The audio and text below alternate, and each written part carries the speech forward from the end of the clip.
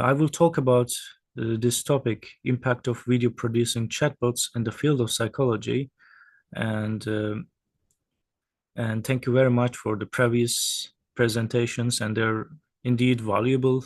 And I'm currently working as a postdoctoral researcher, and previously I studied on tardive dyskinesia. It's also like sort of a physical problem, and because of the antipsychotics, and currently doing research related to psychiatry. And it seems pain management is something that people all do, and so that's what we all try to do, like reducing pain and being happy and peaceful.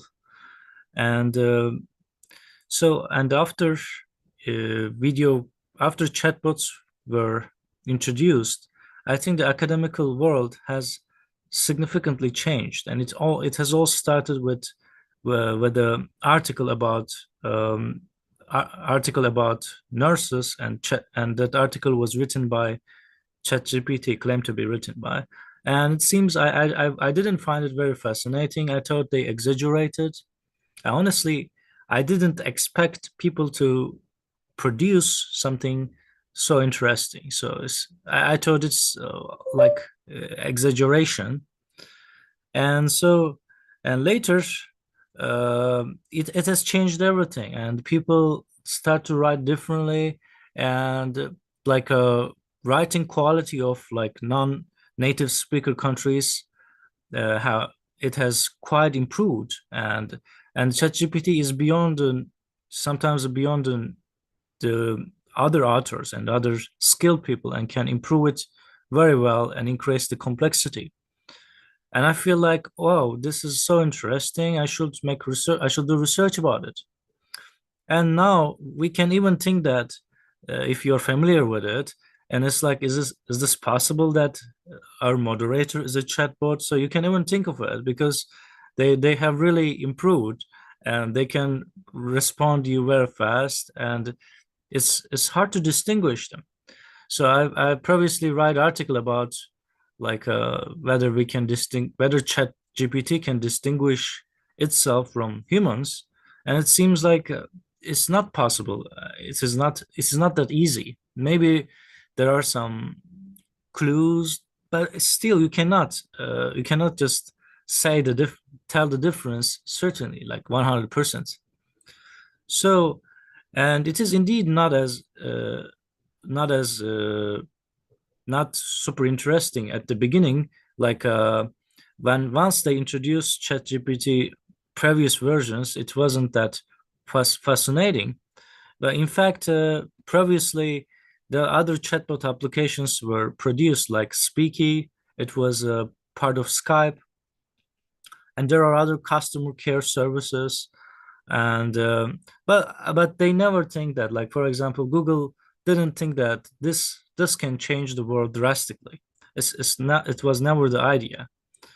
And we see that Google has changed, and I think, in my opinion, it's not my scientific opinion, Google start to prioritize websites that are primarily related uh, to the topic, and also it tried to make it so personalized and so local, and then it starts to deteriorate, because they start to show only results from very important places like news, and so it turns into like and finding the right information and precise information is not getting easier.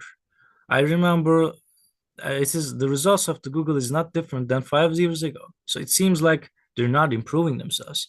On the other hand, ChatGPT and other chatbots have started to give you precise information. You're asking what is it, and you got the precise information, and it's sort of advertisement free, because Google and other search engines care about advertisement. And also, if your website is good, then you will be you will more likely to accept, you know, have a higher ranking. And also, Google lacks of natural feeling, so you cannot be friend with Google, but you can ChatGPT can answer you, respond you like your friend. So it can be quite good, and so and it has drastically changed and changed so fast, and I cannot catch it. First they said like, oh, ChatGPT 3 is good, and then I start to use it, and they produce another versions, and text production is improved, and then I see that they start to improve.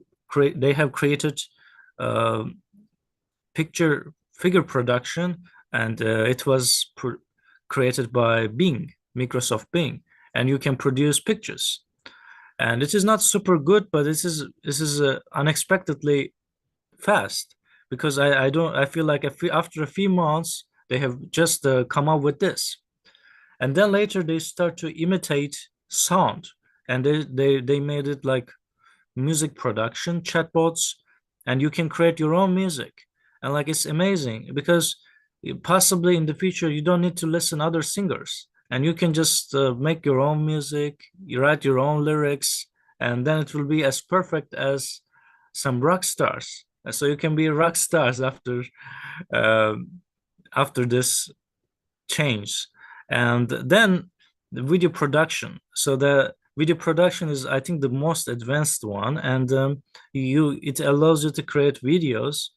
And there were few applications at the beginning, but then start to grow, and they're not working very properly. It's not very precise. It cannot do what you say exactly, but it is indeed very interesting that it grows so fast. And the process of transforming text into video production vary depending on the complexity of the projects. So, it can be still improved, and it doesn't mean that we don't need humans anymore, and we shouldn't think like this. And we should better learn how to work with ChatGPT, how to work with chatbots, how to work with video production tools, music production tools. We should learn how to use them better as soon as possible, and to compete with others. And also, video producing chatbots can be used to production of videos. Maybe in the future, the movie makers cannot earn that much money, because you feel like, oh, so some children maybe can produce a movie that more maybe liked by more than Hollywood movies. It's possible. And personally, if you ask my opinion, I made some songs by myself, and I have spent not more than 10 minutes. I have spent 10 minutes. I used ChatGPT to write the lyrics, and I run it using video production, sorry, music production tool, and I choose the which what kind of music I want, and then I produced music, and I see that some people say that, oh, I like your music and it's very good. I feel like a rock star, and I have just spent 10 minutes to produce it. And some of the songs I didn't even listen. I didn't even quality check. I just shared it on YouTube. I just think that's okay. I don't have much time, and they still like it. It's amazing. And also Google tried to uh, change itself to adaptate this world and produce the Bard, and it has superior functions compared to ChatGPT we see. And they can also use as like a paraphrasing tool, writing editor, and in psychology specifically, video production producing chatbots are also related to addiction.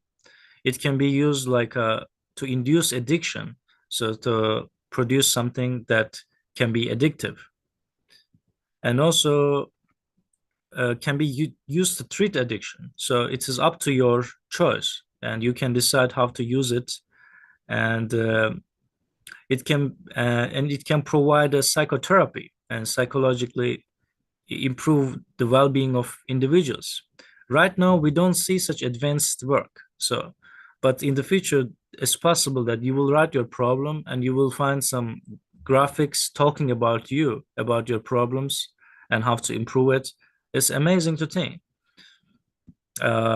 Can be used for systematic desensitization in psychology. You can tell that I'm afraid of cats, and the video producing chatbot will show you the cats. And so this is like a progress of chatbot production. First, the textual only producing tags, and we were not satisfied. We were not happy with this. And then can produce figures, and suddenly can produce music and create videos. And also it can help to understand psychiatric progress of some patients. And in this conference, it seems there are many people interested in pain management. It can also be used in the pain management field. And it's interesting that it can. So that maybe some conferences will be artificial intelligence created. So maybe some authors will choose the text and they will choose their picture, and the artificial intelligence will make it like they're talking. And so video bots can be superior to the chatbots, and it has time and cost efficiency, can automate the video production, saving significant time, reducing costs, and personalized video can create personalized video, and it is also dangerous for triggering addiction actually. And there's a likelihood that it will be more addictive than the others.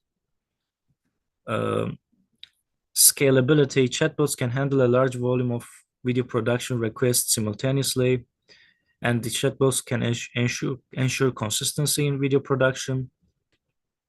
And now they tell that some brands cameras can be as good as like a professional machines. So because it's also about the artificial intelligence and how it has improved, because it can improve the view. And sometimes I'm looking at outside by my eyes and I cannot see that beautiful, and I'm using my phone and my phone can make it more beautiful. It's very strange. Accessibility, video producing chatbots can generate videos with closed captions, and automation and integration is also important. It can be integrated, and chatbots can collect data on user interactions, and can produce videos in multiple languages. I see example of it. And so there is an author and he translated his speech into English. So the original language is Turkish and translated into English, and it's a perfect English. And chatbots can generate videos at any time. And overall, video producing chatbots offer numerous advantages like personalization, scalability, user engagement, data insights. And so but still it is not that perfect. and and also it can have some side effects and limitations. It is good for copy editing, brainstorming. I personally like it for brainstorming. Like if you want to know about something, you can ask chatbots to give you opinion, and creating client scenarios, transcription.